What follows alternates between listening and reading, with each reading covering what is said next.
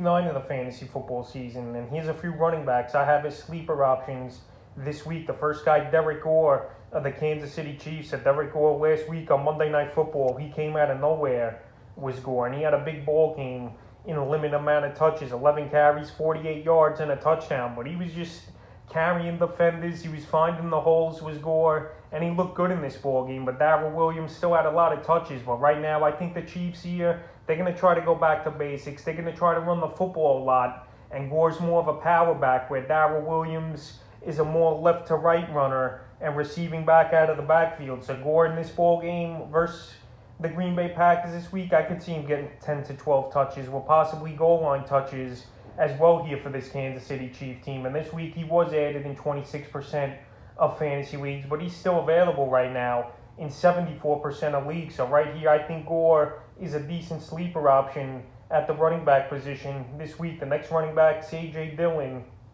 of the Green Bay Packers. So the Packers here, they're going to have to run the football a lot in this ball game, especially with Aaron Rodgers out. And obviously to keep Patrick Mahomes and this Chief offense off the field. So Dillon here, I know he's owned in most fantasy leagues, but right here, I don't think he started in many fantasy leagues. And this week at Kansas City, it's going to be a run fest, in my opinion, for Green Bay. That's their only chance to chew up a lot of clock and run the football, like I mentioned here. And A.J. Dillon, we've seen some good games out of him, but over the last few weeks, the numbers have dropped a little. Week 6 at Chicago, 11 carries, 59 yards. Week 7 versus Washington, 3 carries, 6 yards, a catch for 2 yards, and a fumble loss for negative -0.2 fantasy points.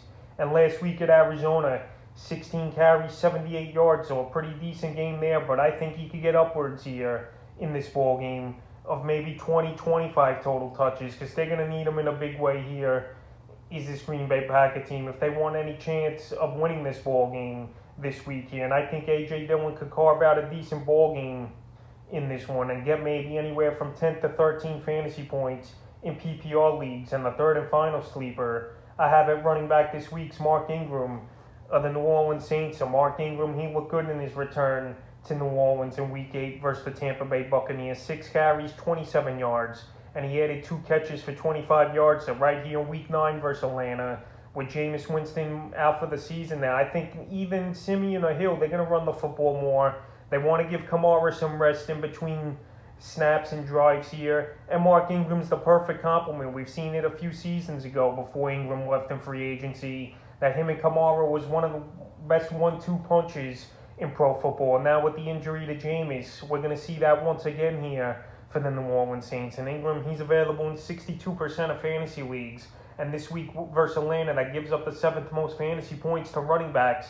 I definitely could see a good game out of Ingram. I wouldn't be surprised if he has 40 or 50 total yards and finds the end zone in this one. So that's a few running back sleepers I have here for Week 9 of the fantasy football season.